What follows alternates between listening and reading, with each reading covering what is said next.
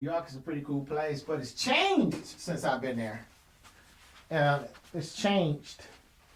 So it is what it is. Antonio Fennell. What's up? What's up?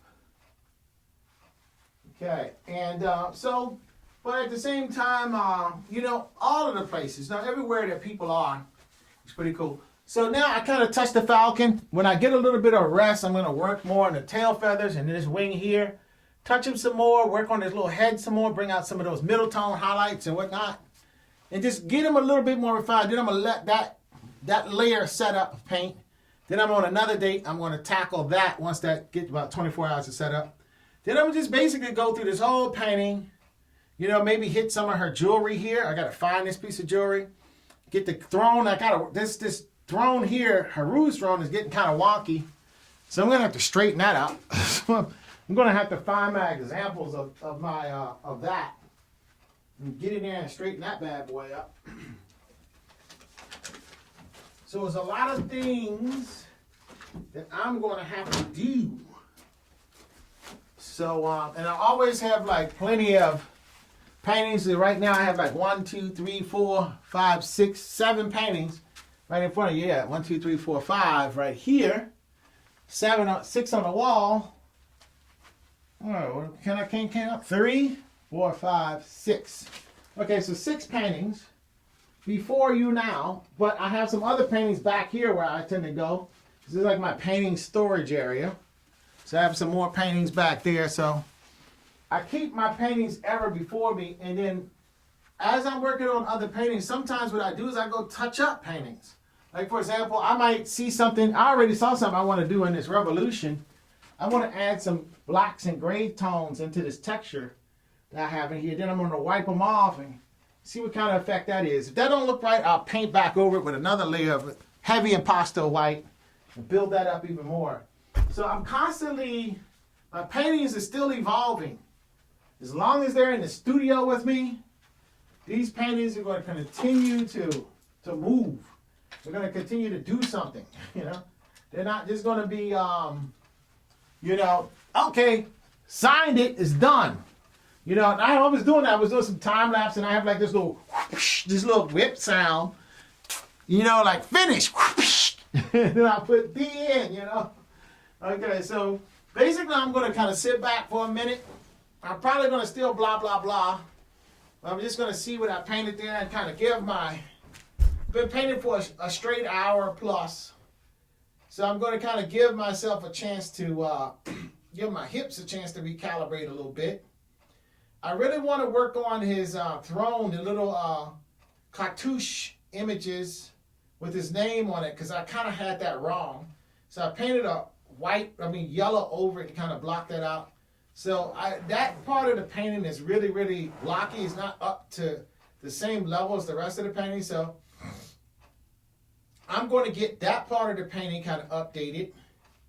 I'm going to work on her jewelry some more and the effects that's in her hand. I'm probably going to work on her crown a little bit, because over top her crown is going to be flames of light, a yellow light in the form of ox. So those little points you see are like points of fire coming out of her crown, but it's going to glow not with a halo.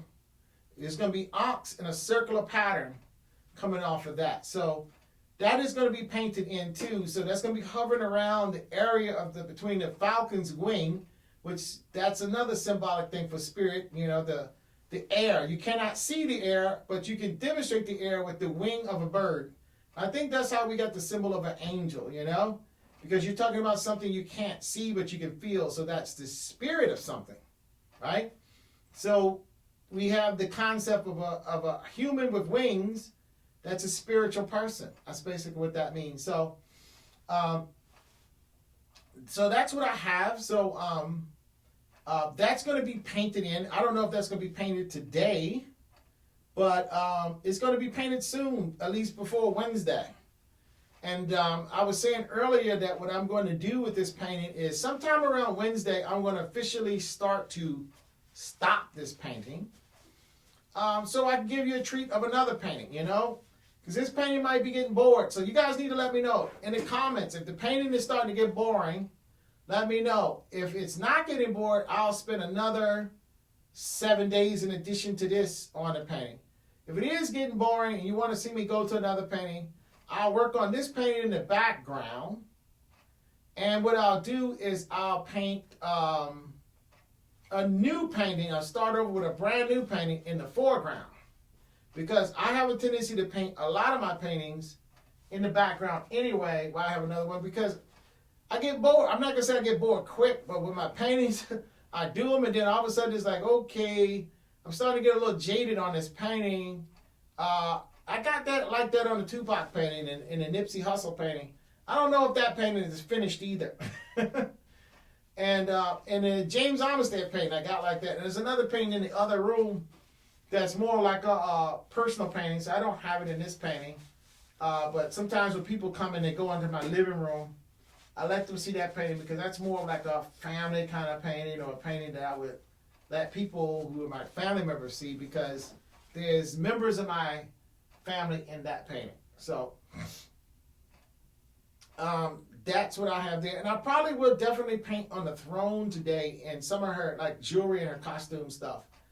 And a little bit more into the processional. I did that yesterday, but then there's some walls that need better natural hieroglyphics on it and images on it that's still kind of blank that I need to actually start at least making the place marker images, you know, like I've done with the rest of the images on the Temple of Luxor.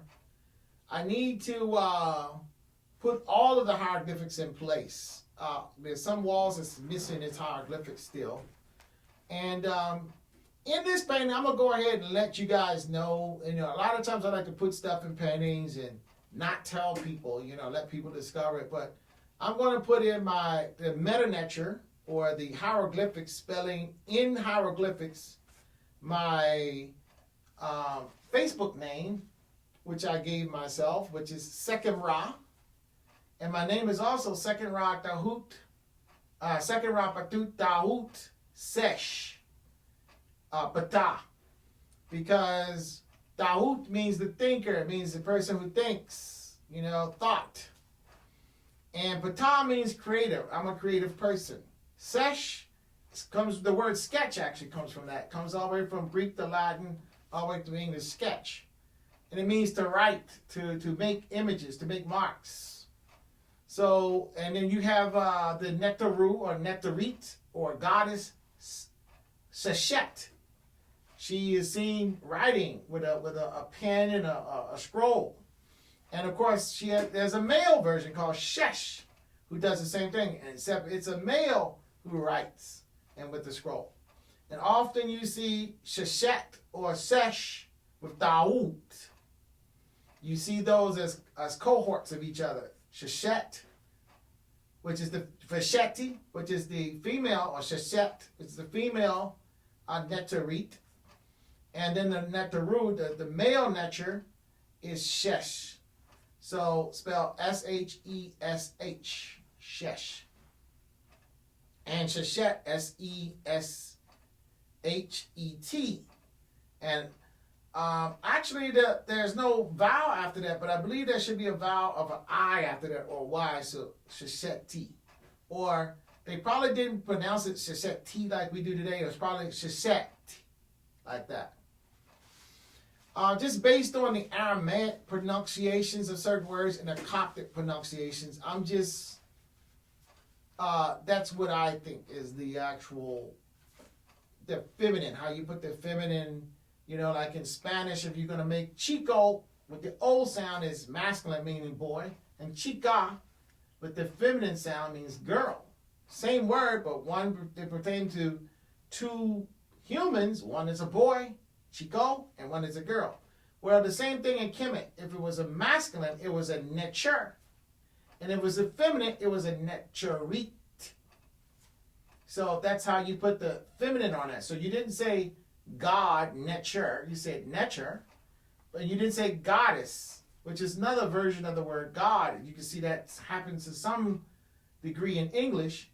But in the Kemet language, it was netariti or netarit. And necherit, and then of course the masculine was necher. And of course the plural would be necheru, necheru. So that is kind of like some of the grammar of the ancient Kemet language of Medu Necher. Basically meaning words of nature, or words of existence, or words of God, so to speak, if you want to say that. Of course, those are just matters of speaking, because I'm sure the definition was a lot more complex than just that. The ancient definitions, anyway. So once I get a few kinks out of myself, I'm going to go back to the other side of the falcon. And then I'm probably going to drop from the falcon to her throne chair that she's sitting in. And I'll work through to her jewelry and then her sashes that she has on. Then I'll work over to the throne of Haru and work on that. So that's kind of going to be my order. And then if I really go smoothly through that, I'm going to jump onto the columns and kind of get those updated. And then I'll start touching around from there at different places where it draws my eye. I'll probably start putting in some of the meta nature. But I think I'm going to put my name on one of the walls, so to speak. Put my own graffiti in there at meta nature. Second Ra Dahu Bata Sesh. Okay, so somewhere on the wall. You know, that's another way that I sign the painting. It doesn't look like my actual name, which is Steve Foreman. So I'm going to sign the painting that way as well. And of course, put the date on it, you know. But I always think, when you make a painting, what do you put, the start date or do you put the end date on it? You know, which one are you going to do, you know? And, you know, because sometimes it takes a while to actually make a painting, so what you should do is the start day, or should you do the end day? And I think maybe when you put dates on things, it is going to be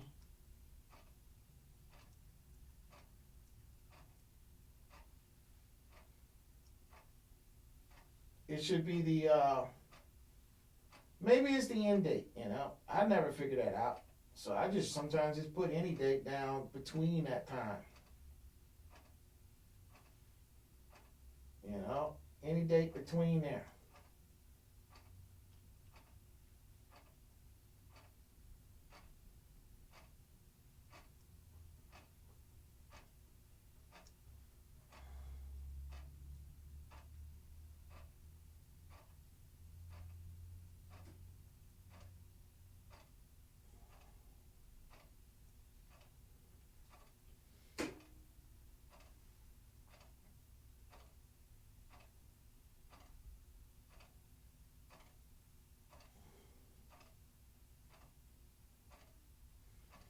Hey, now, if you want to take classes with me, I can either come down, or you can come to my studio, you know, or I can maybe just do some online classes too, if you guys would like to have something like that going on.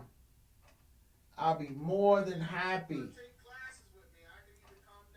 I'll be more than happy to do those things. So, not a problem.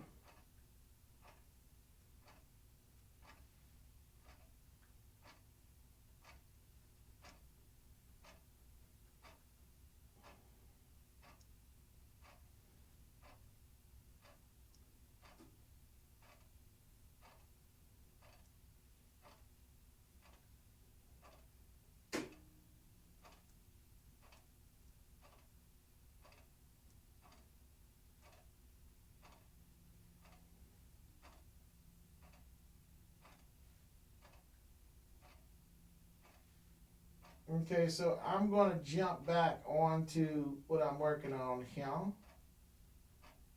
and get busy with that. So, I think I gave my back a little bit of enough of a rest here. You don't want to rest too much, because, you know, that's how you get, turn to a lazy artist. And I don't want to be a lazy artist. Now I'm going to go back to one of my favorite brushes, my Italian brush here. And I'm going to go back to this mixture of color that I have of raw umber, ultramarine blue, mixed with a little bit of Mars Black. I think I have a little bit of yellow ochre in here too. But mostly ultramarine blue and raw umber. Okay, now what I'm going to do is start building into the detail of the wing on this side here, this wing. Start building into that detail.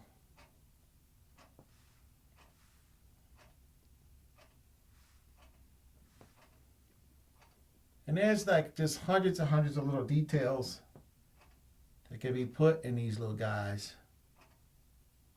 I mean, that's in this little dude here. Hundreds and hundreds of little details here.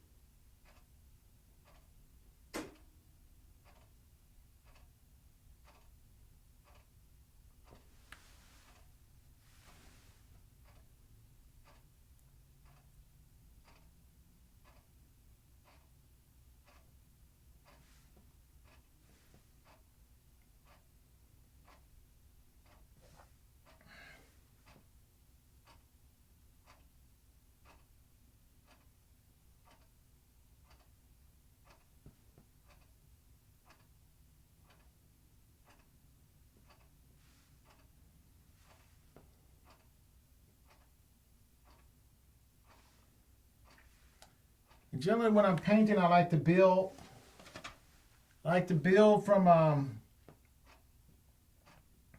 if you guys like to have some painting lessons or actually have me teach lessons, instead of just coming in here and just painting my own paintings, I'll be more than happy to help you guys develop and have some educational online stuff as well. All that is possible. All of it is possible, so let me know. I'm actually a really patient and good teacher. I actually used to teach graphic design on computers, you know, Photoshop, Illustrator,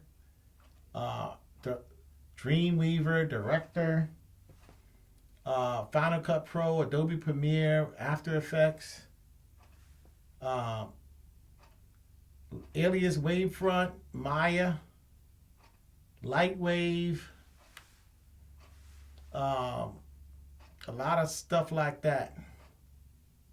Another program that's very rarely used now called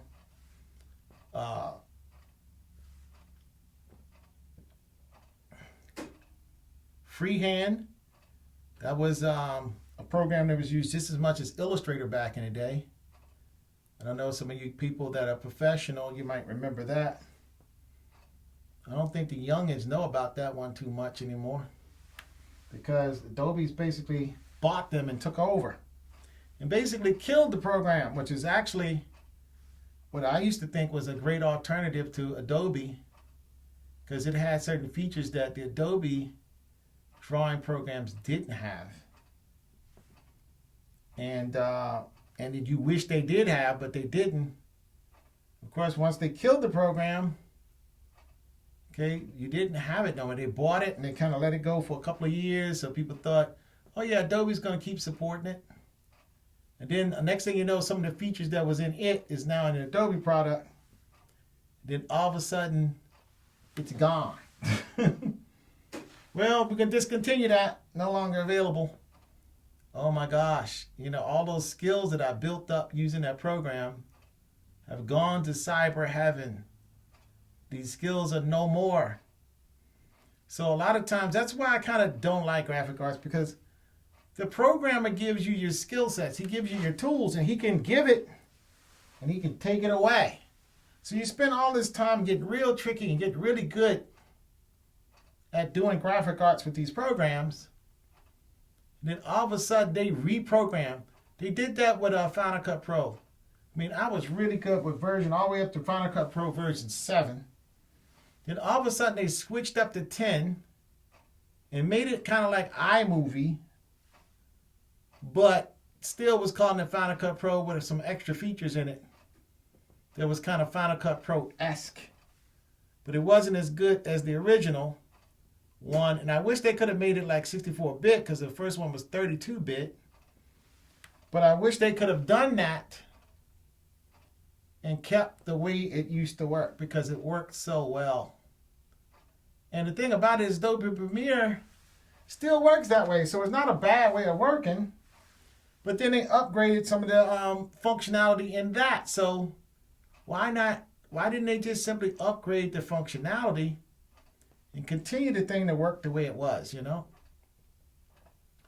But again, you know, it's all marketing. It's all about money, as a lot of things seem to be about money, you know? Not necessarily about usability or how good it is. This is the company that makes the most money is going to dictate to everybody else what you get and what you don't get.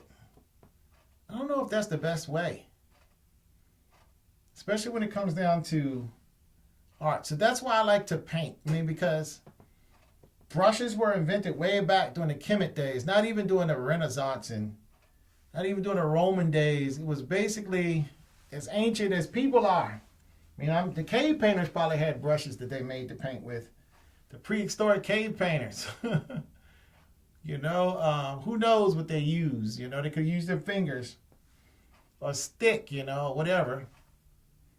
But brushes are fairly old tools. And so man has been using them for, and then not everybody can handle a brush the same as the next one. You know, so all the skills you build is yours. As long as I have this brush, I can make certain images. No programmer can take that away. No release serial program or no payment being missed to Adobe. You know, they don't have to issue me a serial password code so I can gain access to the program. You know, the program is in my head. I taught myself my program. I can actually build a brush if I needed to, you know. And a lot of times in the old days, the old masters, they built their own brushes. They actually made their own paint. They crushed, they went to where the minerals are in the earth. You know, for example, cadmium, not cadmium, but cerulean blue is crushed, I think, lapis stone. And it's very expensive. So a lot of times people say, well, geez, why should I pay so much money for a painting? Well, the painting is made out of precious stones. The pigments are made out of precious elements of the earth. So just imagine one big giant turquoise or lattice stone or coral stone or, you know, whatever color it is, painted all over this huge surface. I mean, that's one big, in terms of the amount of material, it's powdered down now and mixed into a liquid, mixed into in this case, a oil paint, the oil binder, which is the oil glue. And it's, you know, and it's painted onto the surface as opposed to cut onto the surface and strapped in a piece of metal and fastened into place. But nonetheless, it's still there. It's just as permanent as that stone that's set into your ring or into your pendant. So it is a precious element of earth that's in paintings. It's not in an emulsion of a paint. Because I have some old paintings in this house right now. Maybe I'll show it to some of you guys. I do have old paintings. And let's see, is anybody in the room? If somebody's in the room, maybe I'll do a little show and tell. Is anybody here? No, I don't think anybody's in the room, so I won't do a show and tell. But if some people come later, give me a message. I'll show you some old paintings that I have from the 1800s. And I will show you how what happens with these paintings is that They're made out of silver, a silver material. So there is a precious metal, a silver oxide, you know. Again, the silver is reacting to oxygen and different things. And then that is set. That silver, the oxidization process of making a tone becomes, you know, permanently set into the paper. Of course, it's paper. Now, have you ever seen, that's why I say, you know, with people that say, well, the word is in the Bible, but, you know, paper only has about 100-year life. That's it. That's what paper has. So if you get a photograph done today, for example, and you really want people to know what your image is like, so you went down to the local portrait studio and they took a photograph of you, they took a picture of you, and it's just a splendid photograph. I mean, it's just absolutely wonderful. You really love it, you know? And it's on paper. You get it, you take it down to like Michael's somewhere, and you get it framed at the local frame shop, and it just looks beautiful frame. You spend about $300, $400, getting it framed, you know? I mean, because you really, really like this photograph. And, okay, so now you get this photograph, just say you're in your 20s, and now all of a sudden you're 70 years old. You don't look the same anymore that you used to look. You're 70 now. But the photographs start to look different because it's on paper. And since they use a chemistry to make it, the chemistry is starting to look washed out and kind of weak. And you go, well, geez, I spent all this money to get this photograph done with a photographic process of me when I was the most beautiful that I've ever been. And now that I'm this older woman, you know, I don't look that same beautiful way that I used to look. And I want people to see exactly the color and everything that it looked like. So what you should have gotten done was an oil painting instead. Because if you would have gotten an oil painting done instead, the colors would not fade because it would have been on canvas and you would have been using permanent pigments. Pigments has been on the earth for millions of years in the tonality that it's in. It literally has existed for millions of years. So that is the benefit. You know, likewise, if you go, say, for example, to Egypt to see the antiquities, I would recommend that everybody should do that at some point in their life. Go to Egypt and see the antiquities, man. It will blow you away. But anyway, until then, look at them on the internet. You know, but anyway, you can see they pull stuff out of these tombs that have been under the ground, preserved underneath the dry, arid sands of Egypt. And the colors on this painted from the earth. Now, this is not a photographic process. They were chemists, but they were making paints. And the way they got the images is through the artisan or the artist crafting the image of the person whose tomb it is. Well, what is the purpose of this person putting their picture in a tomb that's going to be sealed away forever? Do you think they actually wanted you to see thousands of years from now? In year 2020, when they are discovered again? This is what I look like. You would almost think that this is exactly what this person wanted. Because it seems like that's exactly what you're getting. You're getting a very smart person who decided, there's people that's going to come look me up. They're going to dig me up. They're going to look me up, and I'm going to say hi back to them. I'm going to just tell them hello. You know, what's that song by Lionel Richie? Hello? Is it me you're looking for? I don't know. I'm not a singer, so I don't know if I'm going to try that. But I would like to. I like that song. It is a song that's going through my brain here, right much here lately. It's just been kind of going through there. Quite a bit. That song. So, the bottom line is what I'm saying is, it's almost like it's on purpose where these people were really trying to make sure that they would be remembered forever and ever and error and error. Why was that so important to them? You know, it was important because that's what they did. They invested a lot of income, a lot of their material resources was dedicated towards preserving their image forever.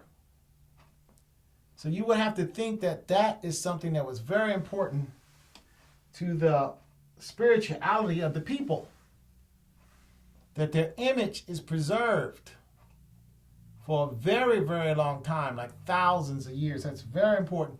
As a matter of fact, you almost think that they would want the image, looking at the pictures and looking at the way they look, that they want the images to really to last forever.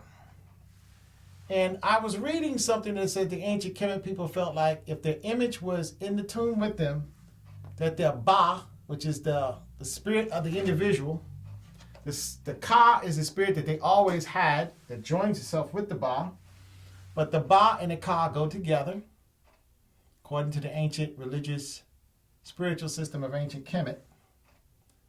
And that for the Ka to remember what the Ba looked like in that carnation of their life, they would really want to keep an image in the tomb that they can refer to the Ba, the Ka, when it's back in heaven, which was called Duat. So when it was back in heaven, and I'm just going to use those terms because those are the ones that we're used to as modern people, it can remember what it looked like when it was on earth. So I would think that these beings might be, not going to say shape shifters, but they must have the ability to change the way they appear because they have to remember. So I would think that if it has to remember, they have to set up something where they have to remember. Perhaps there is some type of thing where they lose their original look. Therefore, it's important for them to make the image of themselves in the way that they live at that carnation of their life, or that version of their life on earth, so they can actually remember that life. And so we go to the idea of the concept of Kepera, in the ancient Kemet sense of the word, basically means the cycle of life.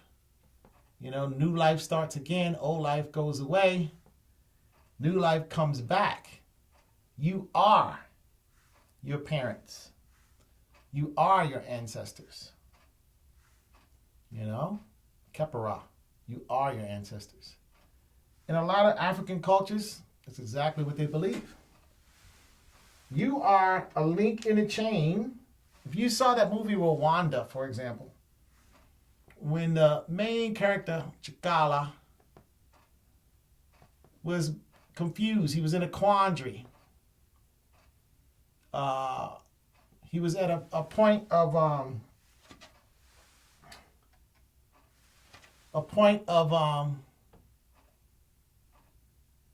not knowing what to do.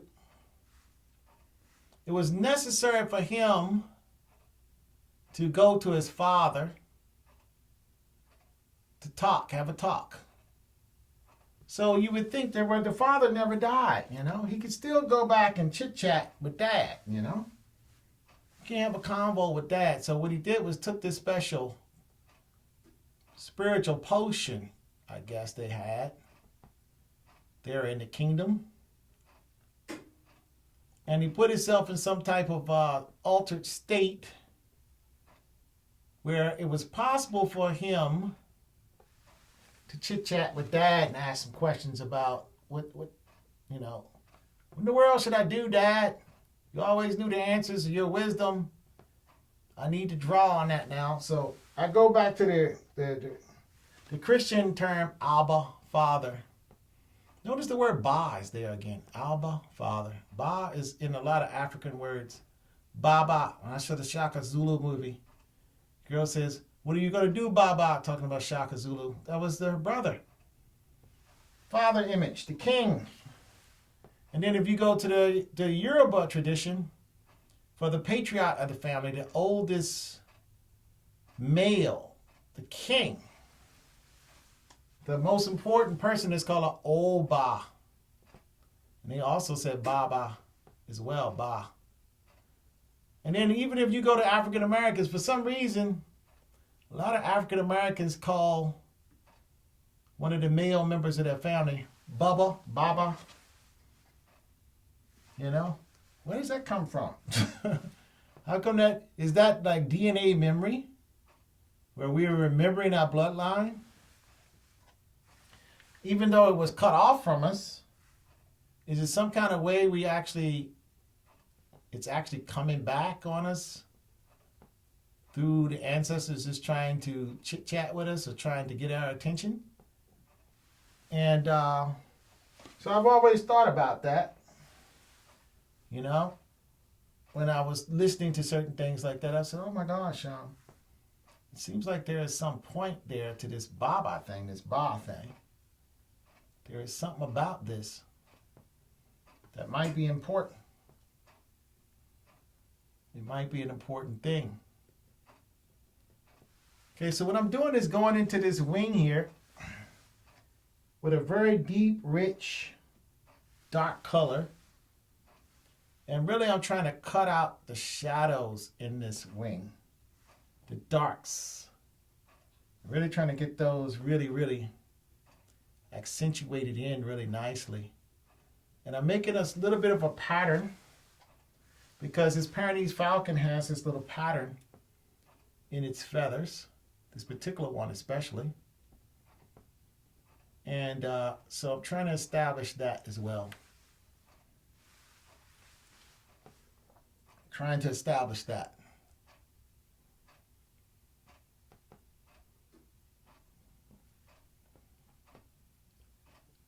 You know, and of course, you know, with oil paint, the paints are essentially going to last as long as the earth lasts. The tonalities. Now, some paints are not as permanent, and it will say right on the bottle that this is made out of some stuff that is not, it's kind of experimented. It's a chemical. It's kind of new. You know, that's basically what they're saying. They don't say it's kind of new, but this is not as permanent. But this color right here is way more expensive. And this color is tried and proven. It's guaranteed for at least 500 years. This color is very permanent. Or maybe even some of the Egyptians did it for 8,000 years. 8,000-year-old tombs or 4,000-year-old tombs. 2,000, whatever. Very, very permanent colors. So they can because humans have been making these colors for a long time. And you can see that a color that we see today is worth riches because of the fact that the jewelry might fade. Because the example that I use to make her collar is jewelry. Some of the jewelry looks spectacular. You know, it's made out of gold and it's got stones in it. But some places, the jewelry, because it's worn, humans receive wear and tear. And some of the jewelry kind of broke apart a little bit. But one thing about paintings, they tend to go on a stationary wall that don't move much. And it tends to stay kind of in place more than jewelry. So when you're having these precious colors put down into a painting, you're really getting a very good return on the investment in terms of what you're trying to make. You're trying to make something that speaks of a status, a place in life for whatever person who possesses the painting. You know, a lot of times people do buy paintings that kind of speak to them.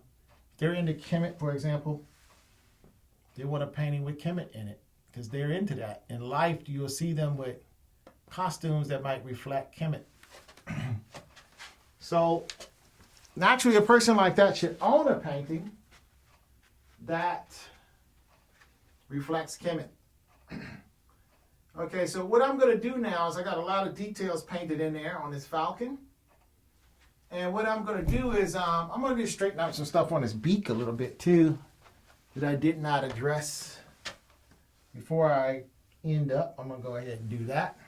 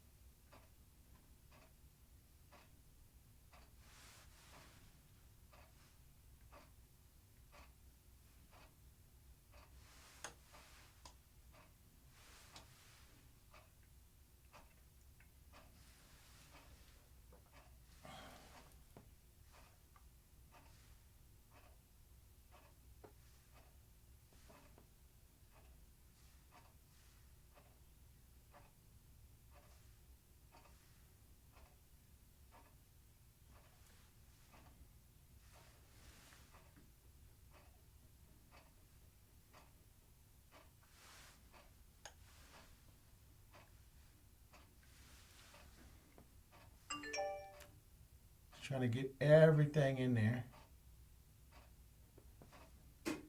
that I can on this pass on it.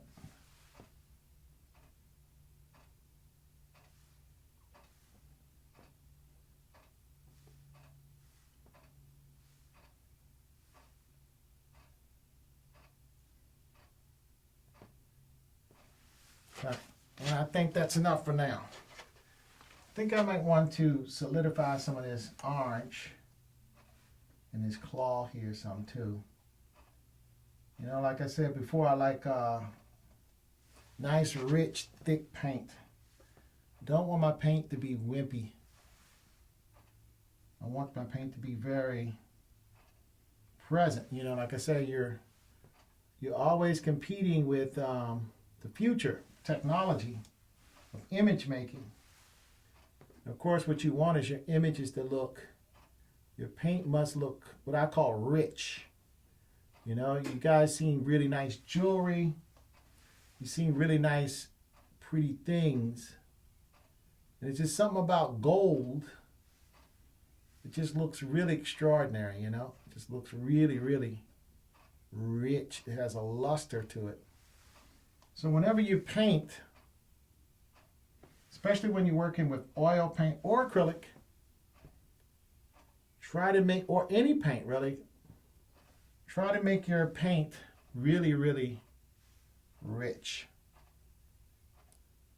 And just make it just there as strong as you can, because, and I like to put it on kind of thick when I can, you know. Just try to put it on nice and thick. I don't like wispy paint, because when the paint looks like it just kind of gestured or whispered in too much. I mean, it looks okay. Now, sometimes it's a beautiful thing if you achieve it a certain way.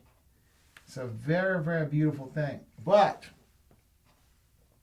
sometimes it can just look like real skimpy, wimpy painting job. And you don't want that. You really want to have the vibrancy of color. You want to have the thickness to the paint, the intensity of color, and just the presence of the paint. That paint should really be there. I mean, you want that paint to be there. You don't want the paint to be like just hinted on. At least that's the way I want it. I want my paint actually solidly there. Like this guy deliberately wanted this paint to be right here when he painted this. He did not want it to be this way. He did not want it to be that way. But he wanted it to be the way it was painted. So I'm just going to re-establish this claw a little bit more. So then I'm going to paint that later. That's going to be my base color there in that claw.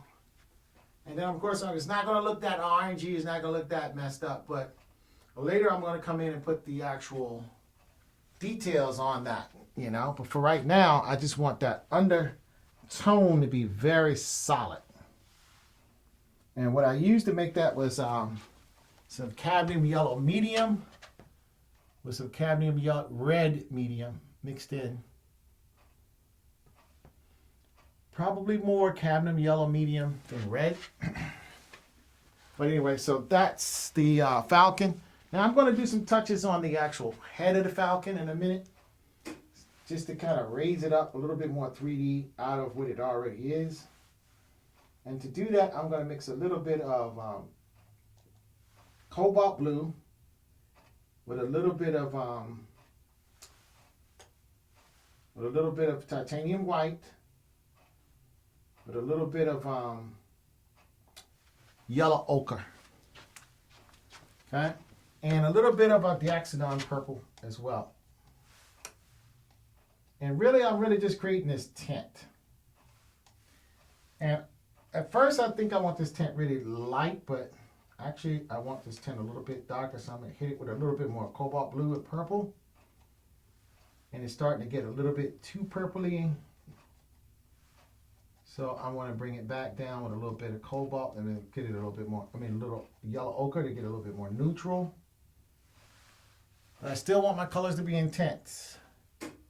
I think I got the right tone now, and I'm going to just hit in with this texture on the forehead here of the Pyrenees falcon.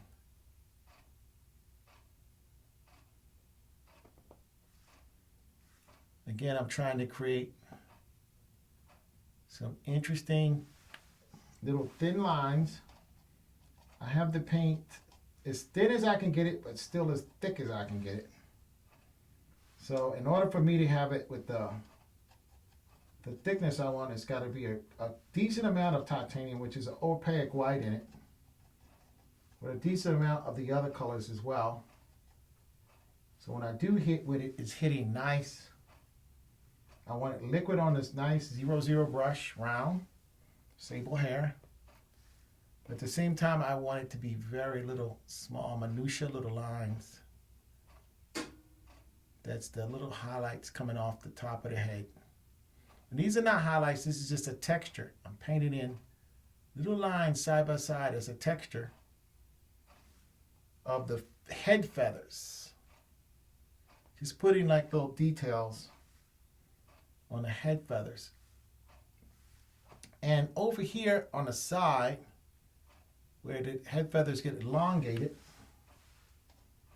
I'm just going to hit them a little bit more elongated feathers. You get more of an elongated line.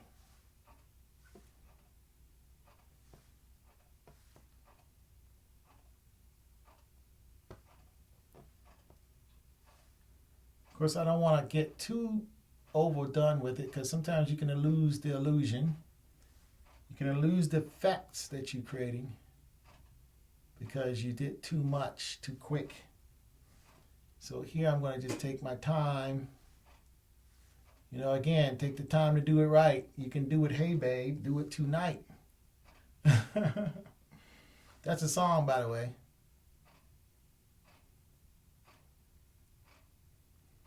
And all of these little textures added together is creating an illusion of the color.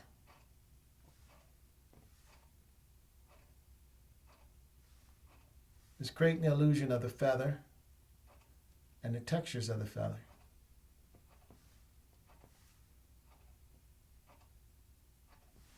Okay, and I'm going to just grab some more paint on load my brush up with a little bit more.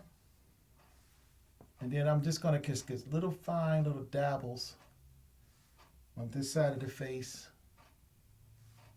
of the falcon. I don't want it to be too much.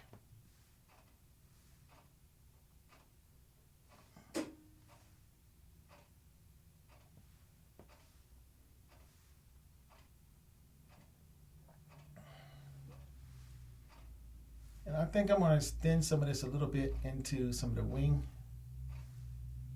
So I don't want just this pattern to just be on the face part. I kind of want it to be extended a little bit more. So I'm just going to go into some other little areas with it.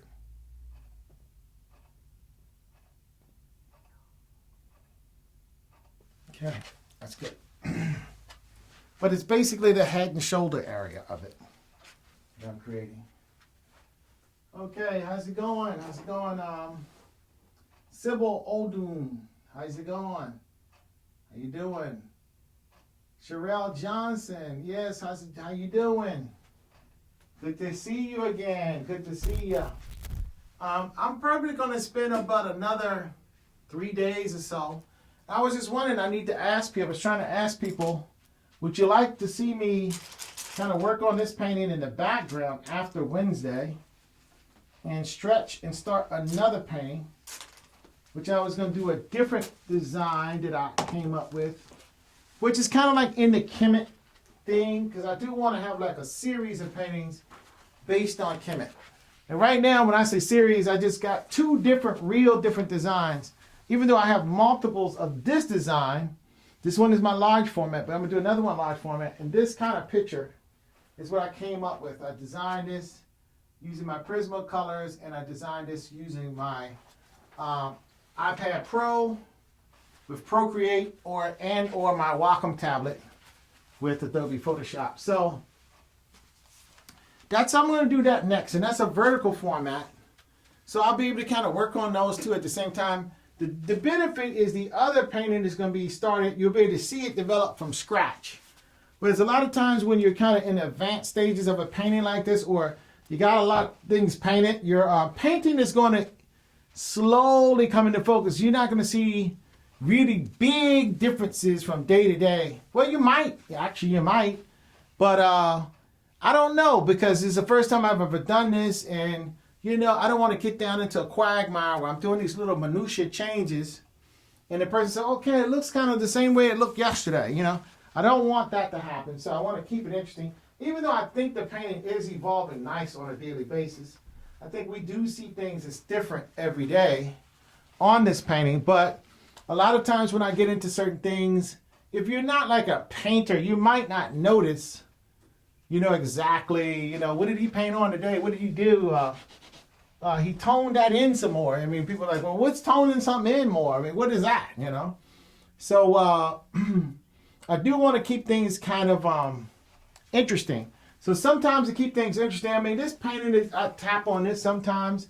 I may even have some paintings that's kind of halfway in the middle that I want to touch on again, that I can pull out and maybe do that. So you guys can leave me comments if you want to see me work on some paintings I've already started, and you want to see me kind of like see some different paintings that I can pull out and do touches on. Or do you want to see me rebuild a new painting all from scratch right beside this painting where I touched this painting up? Or if you just rather for me to get all the way to the end on this painting before I move on to the next one. Let me know in the comments, or let me know in the DM me and let me know. And of course, share my videos, guys, and go to my YouTube, because actually what I'm doing is I'm sending out edited versions of some of these lives, portions of these lives, to YouTube. So some of my friends, they have a tendency to get banned from Facebook. Facebook is doing a lot of banning of certain people nowadays. I've been banned myself a few times. And I don't want people not to be able to get access to me or to my work, just simply because Facebook decided to ban. So you'll be able to go to YouTube by going to Stephen Foreman on YouTube. I have links on my Facebook page to that. And you will be able to, and in doing so, you'll be able to go to my channel and still see the progress of work that I have I have on this. So that you will be able to do. So check out. I will have edited, not live feeds, but I'll have edited versions of these paintings on my Facebook. So you can go there and check that out.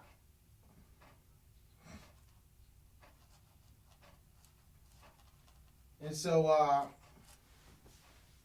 that's my YouTube, and I appreciate you guys for subscribing to my YouTubes. I really do appreciate that, and subscribing to and just checking out my shows. So I just appreciate that a lot. So I am going to actually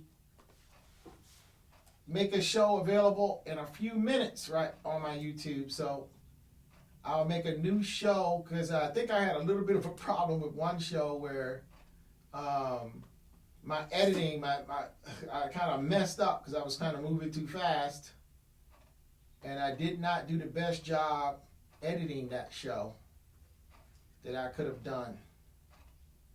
And so right now what I'm going to do is resend that show painted a whole lot better. So that's what I'm going to do.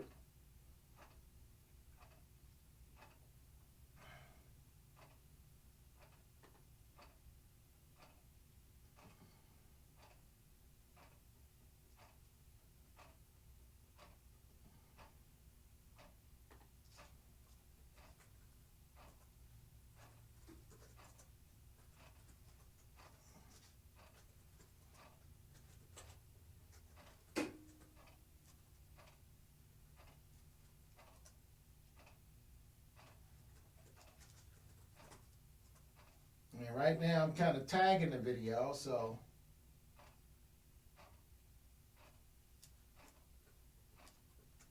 I'll be up soon.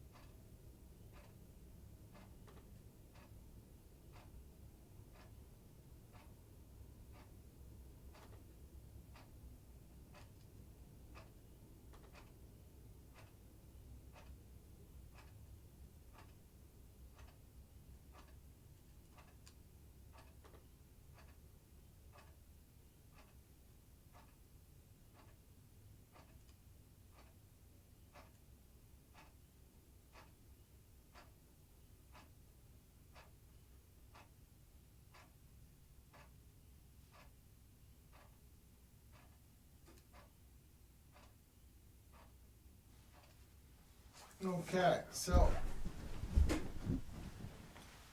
kind of got some things, got another premiere going for my YouTube channel. Just got that going.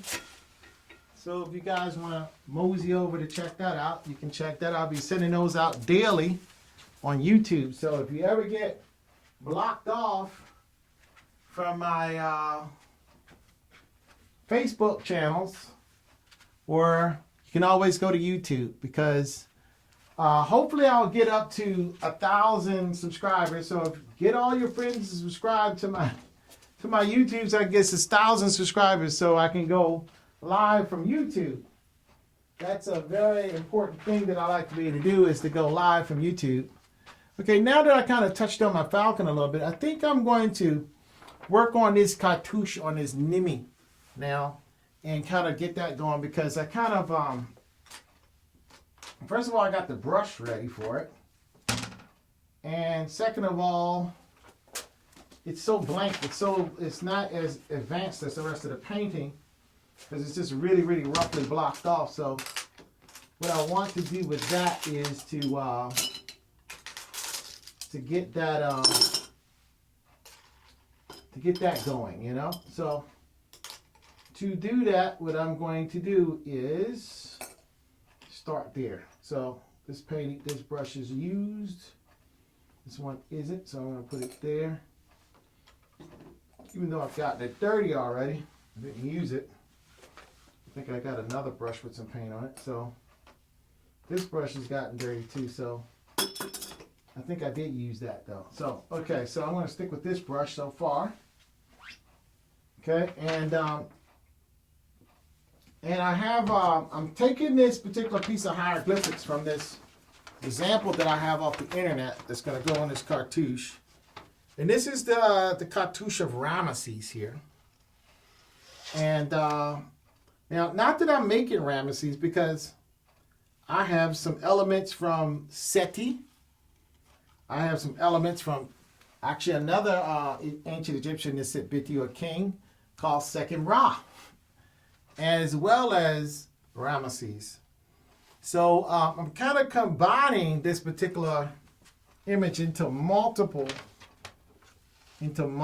images, multiple kings, because he's representing not just one king of Kemet that I want to portray, but he's representing basically all of the kings of Kemet. And this right here is a seated Ma'at figure that I'm painting right now inside of this cartouche. So right now, this symbol right here is the Ra symbol. This is the Ma'at symbol. So Ramesses was Ursa Ma'at Ra, because that's what this symbol right here means. And then on this cartouche says Te Sepet Ra. So you see a Ra and a Ra. So two Ra's in that. And so these are all his titles. And what a lot of times people don't realize with the ancient Kemet people, the titles were their power. The title was about the other powers this particular king used to possess during his reign. It's very important to know that about this king, because literally this is something that he is very proud about, and that he represented as a king with certain authority in certain realms of existence, so to speak. So it's very important. So I'm putting that in because I really want to have this.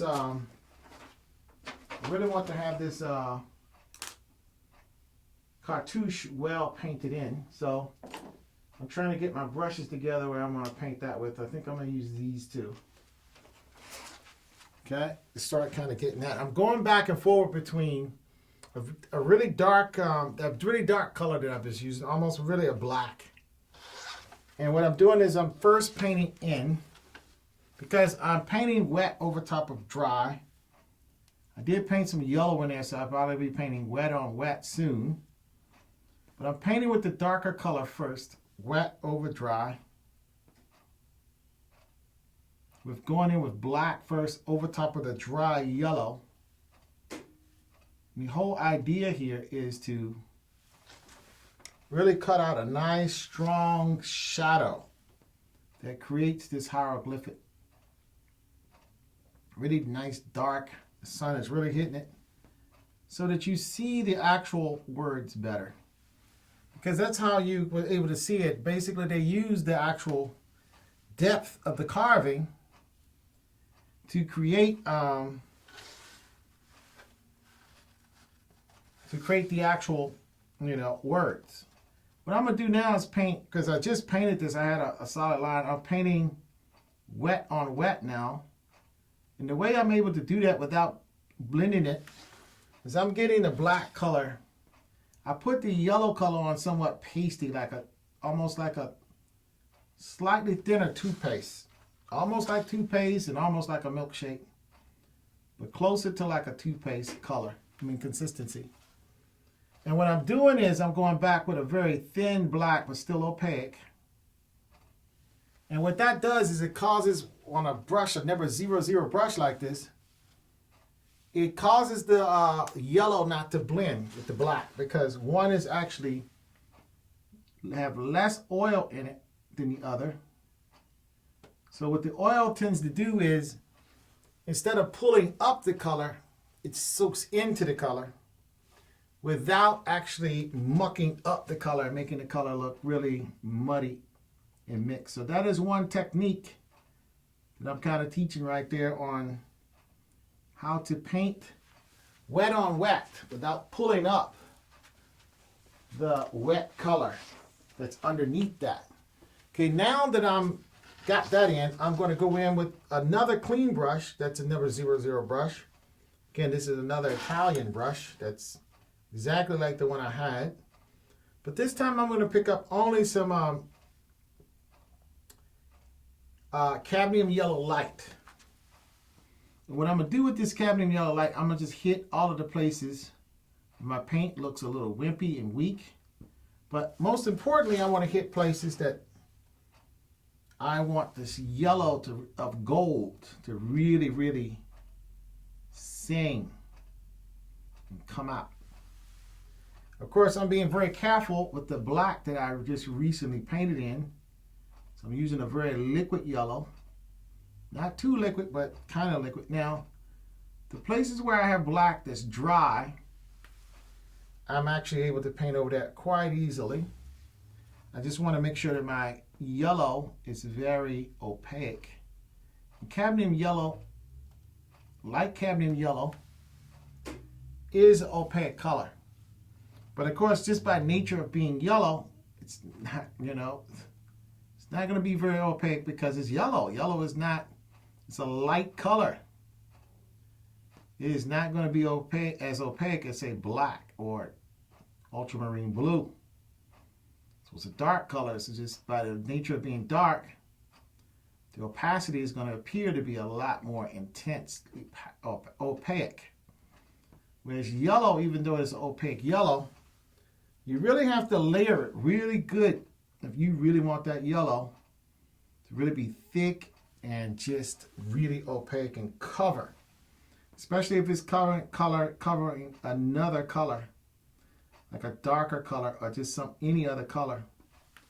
So I'm just being very careful with this yellow. And I'm almost using it straight because, again, like I was saying yesterday, sometimes you use your color straight because you know that by the time you finish, you may get it might leak into other colors and start to get muddy.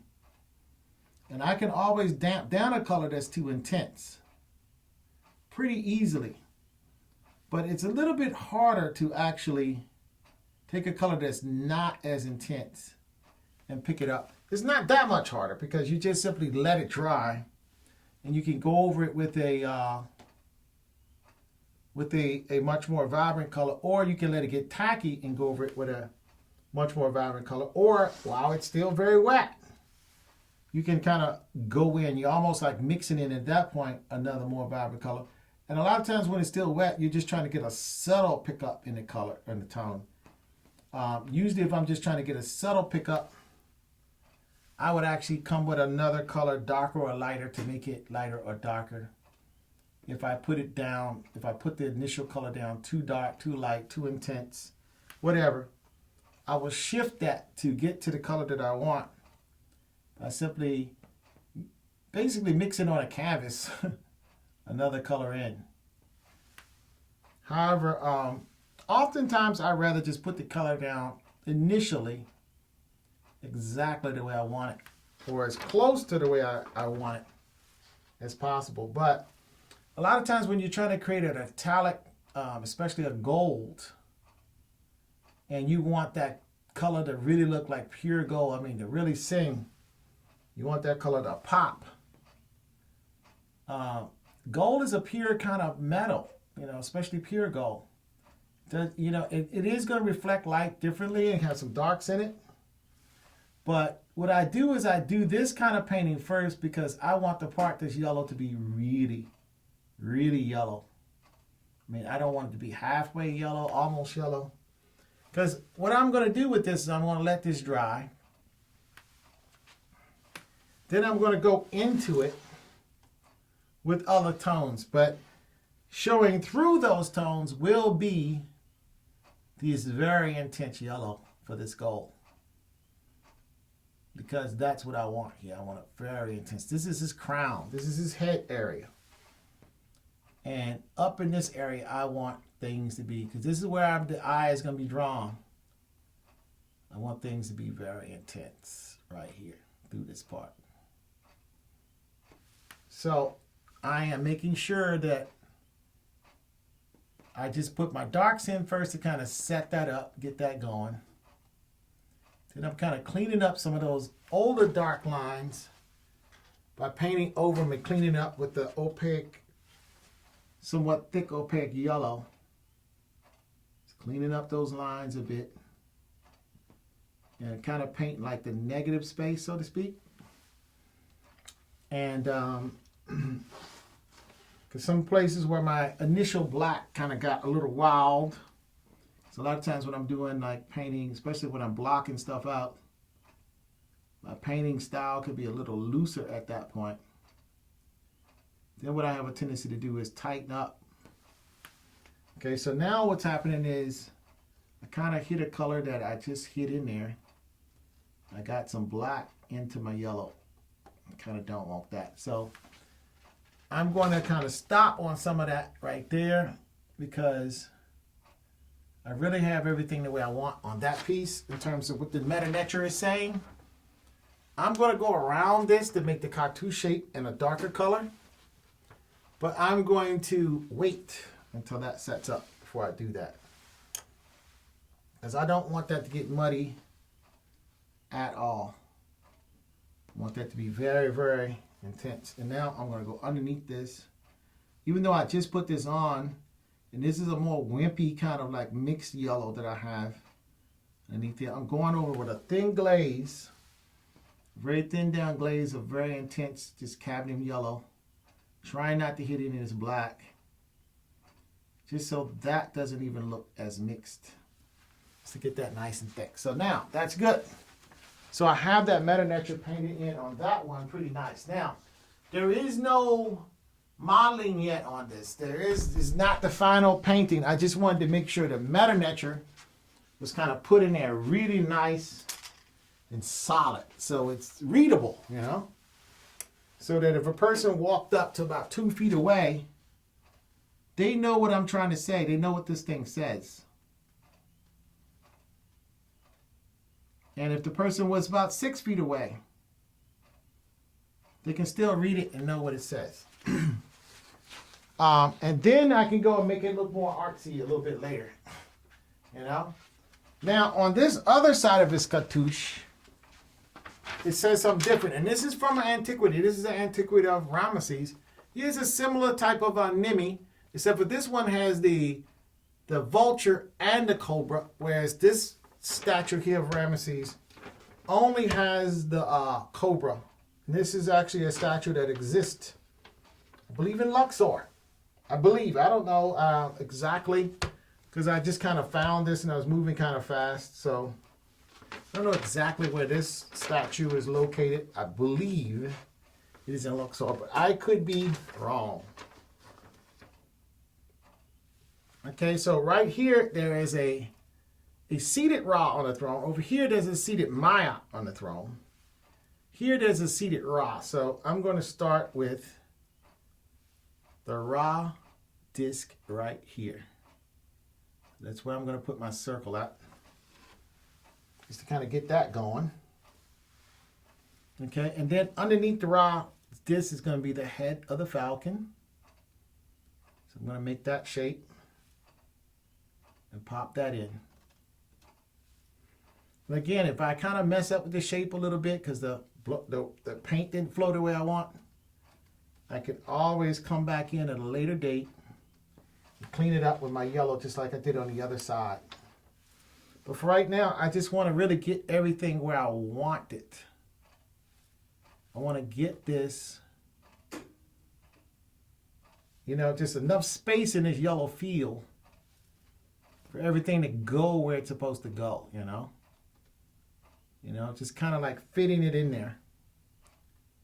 That's what I want to do for right now. So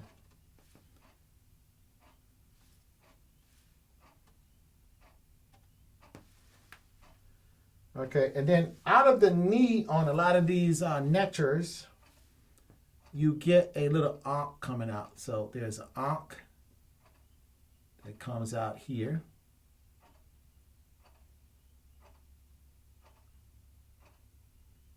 And there's that ankh. Okay.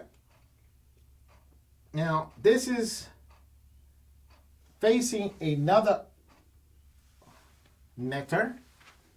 So these are two netters facing each other. It's two nectars facing each other. Both of them have ankhs coming out their knees that kind of touch in the middle.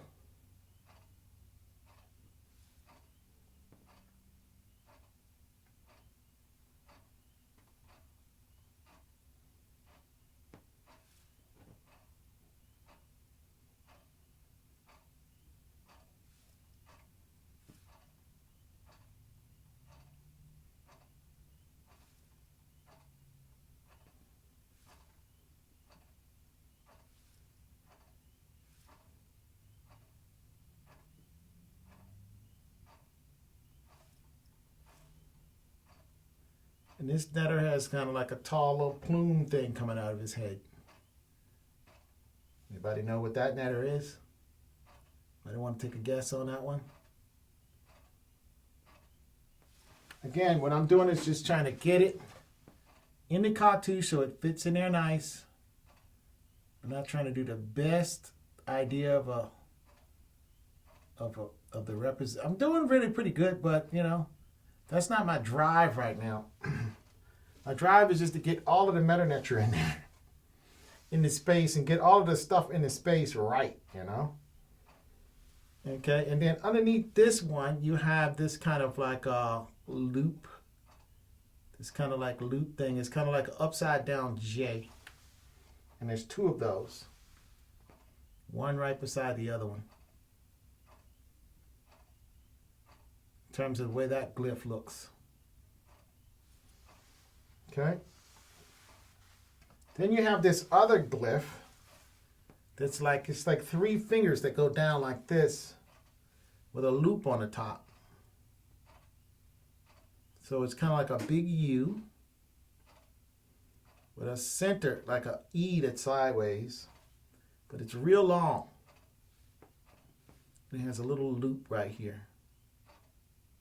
You're saying what I'm trying to do with these is just get them in there so everything fits. In terms of this particular example, this is all I got. So what I'm going to do is back up from it and see how I've done, because of course, yeah, so that's in there and that's pretty good. And I can adjust the feel of yellow later. I mean, I could probably cut this back because there is a shadow there. I just basically have a feel. I made it a little bit bigger than I needed to cover for the meta nectar that I'm going to put in there. So Ursa Ma'at Ra Te Sepit Ra is what that says. For all you meta nectar people who want to read the glyphs on this artwork, that's what that glyph says. Okay?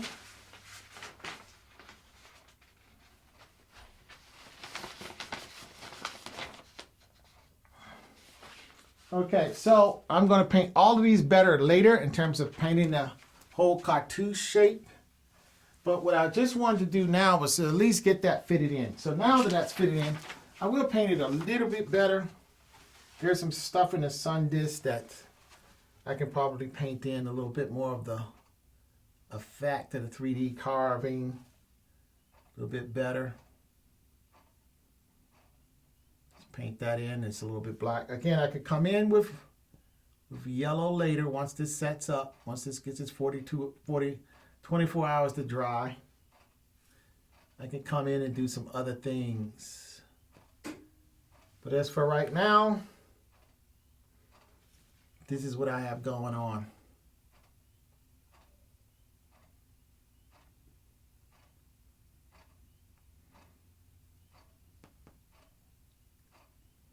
Of course, these carvings that I'm using as example are old, and by virtue of being old, the lines are not as crisp. So then I have to say, do I make it closer to the way the carvings look, or do I make it look the way it would have looked if it was the person was alive? You know, nice and sharp and crisp. I don't know yet. I kind of want to stay true to the archaeology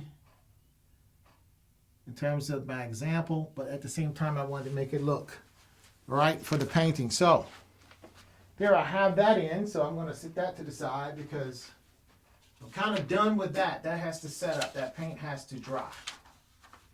Okay, so what I'm going to do now is I'm going to move on to another section that I need to work on.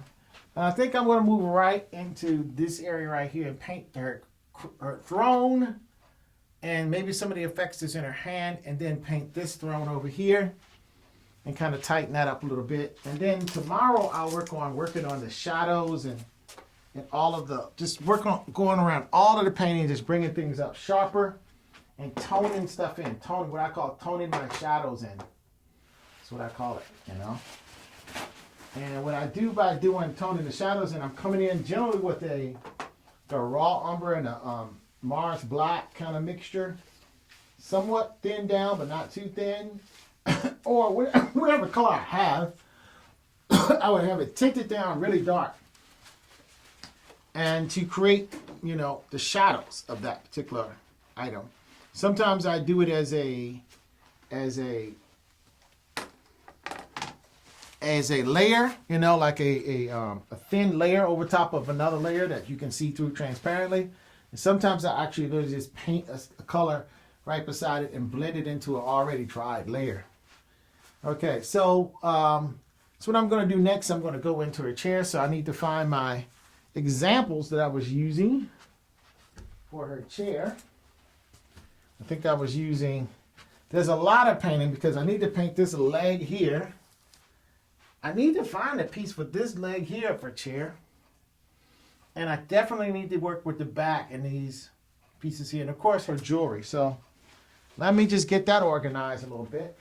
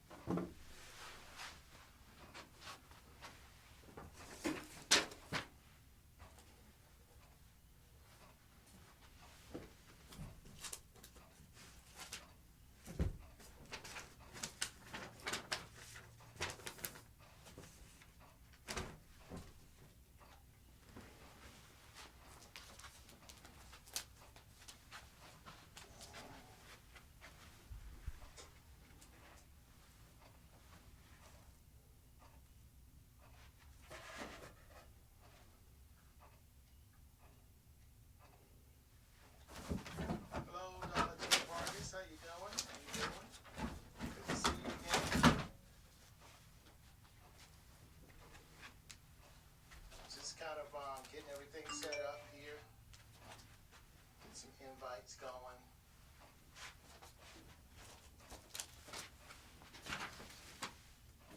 And then I'll be back to my painting again. This week is probably going to be toward the last week of this painting. And I'm not going to necessarily consider if the painting is done by Wednesday, it's done by Wednesday. If not, I'll give it to Saturday. And if it's not done by Saturday, I'm just going to start on another one, and I'll be touching up this painting in the background. You know, I'll just be working on it in the background. Oftentimes in my studio, that's what I do. What I would do is I would have one painting about maybe say 80, 90, 75% complete, 75 to about 100% complete. But in the background, I would have, I would be a new painting. And I think that would kind of keep some fresh, you guys can see how I build paintings from the beginning. I'll get some fresh energy. I don't know what the next canvas should be. I have two ideas. That is Bob on the throne. That's basically with the falcon head, but a man's body is up above the universe, above the earth. But behind him, I have that is a sand. What do you call it? It's kind of like this clock, but what do you call it? The sand glass. An hourglass. That's what it is. And he's thinking like a thinking man. You're familiar with that art sculpture, the thinking man. So he's a thinking man. He's thinking, and of course, I might have like a heart and a feather symbol in that as well.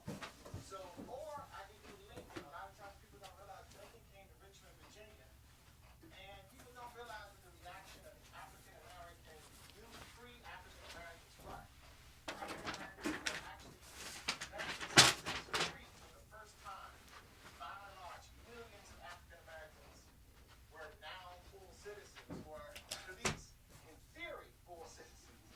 How did they receive Lincoln? When there's some actual drawings that was in newspapers around the country, contemporary to that time, that showed the actual reaction of the African Americans to Lincoln upon Lincoln coming to Richmond, Virginia. And there's two different versions of that. Actually, it's three different versions. I've actually found those original drawings. Sometimes they didn't have cameras there, so you had artists there who were drawing these things. And what happened, it was printed in newspapers.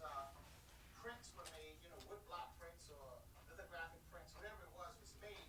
Newspapers around the country. So there is no colorization of that. I want to do a large painting like this of that. Because that is some really known history about seeing a regal position composed for a stone. We see him battling with citizens. We never actually see him actually visiting regular citizens. And most cases, it was about like say about 25 to European Americans, and by and large, the average reception he had in these drawings seemed like it was about 75% African Americans. So it seemed like he was received very well by the slaves. So that painting I may do next. So I would have a James Armistead painting, which you see over here. And I kind of done a little bit of redecoration. There's a painting that of one of my bosses when I was doing graphic arts in Philadelphia, Tony McGinnis and John Holt. I don't know if they're out there, but I never finished that painting. But anyway, that's a painting that I wanted to see right there. But for the most part, the painting that you see, that right over there, that is James Armistead. He's an African American slave during the Revolutionary War who planned to seize Yorktown. That's why we have a country. How's it going, Gilliam? Gilliam Cavari. Let me see that. Clavari. Sorry, Gilliam Cavari. Steve Caballero. How's it going? Also, what I have here is I have a picture of Tupac Shakur and Nipsey Hussle, and behind him I have Barack Obama. Behind that in the corner you can see like a picture film I did called Ministry of Epiphanies. How's it going, Gerald Banks? How's it going? And in the middle is the picture that I'm doing now, which is a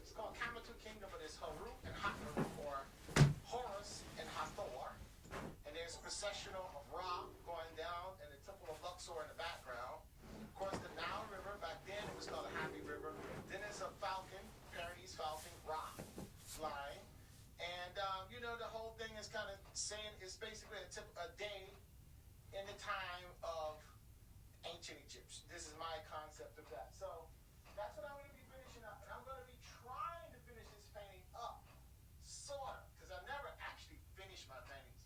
But I'm going to try to finish this painting up around Wednesday. If I'm not going to be quite there, it looks like I'm not going to be there around Wednesday. I have a design already, and this is the design I came up with. You know, Ra on the throne. And I'm going to paint that next. And a lot of times that's what I do. I either would draw in Prisma pencil, or I would draw on my Wacom tablet or iPad Pro, whatever, Procreate or Adobe Photoshop or something like that. And I'll kind of draw up kind of what I want, then I'll print it out, or I'll do it with Prisma pencil or regular pencil. It depends. Like sometimes I'm over other big places and I don't have access to electricity. I'm out in the park, I'm out in nature, something like that. Then I will kind of come up with really good concepts when I'm in nature. But what I'm doing is I'm using Prisma pencils and conventional art and sketch pads like this, you know. And you'll see me walking around town in the park. You see a guy. I might not be dressed like this. I'll probably be dressed with like blue jeans and a white T-shirt or something like that. Something a little bit more inconspicuous. But I'm in the park in my studio, of course. I use my clothes as rags to clean my brushes with because I work so big. You know, if I work in little tiny pictures, I can stay really neat. I can wear nice clothes and I can go lives and I can do all this tutorial painting. But when you're working big, you know, you just gotta go, you know. And so I just got used to using my clothing as ways to clean my brushes very quickly and efficiently. And it actually works out pretty good for me. So what I'm going to do is I'm going to touch up on my paintings, and I'm going to get my palette, which I keep underneath my table palette. And this is just like a little cart, like a food cart, that I have like some little risers in here, and I built with glass behind supply board with some wires. I built like a table glass palette. I can put my paints on. Of course, I keep all of my paints. I use gambling paints to keep my paints here. Paper towels, and of course my brushes. And I organize them in different little Greek jelly jars like this. Or I use the little spice jars like this to keep different little brushes in, you know, and things that I'll be working with, you know. My tiny brushes I keep in little jars like my spice jars. I go to the spice section at the grocery store, and that's how I get my supplies, you know. First I have to cook a lot in my kitchen to get some supplies, you know, places to keep my stuff, and then I just convert that into art tools. Okay, so what I'm going to do is I ran out of saran wrap because of the coronavirus. I didn't really want to go out to my local store because somebody said there was nothing in there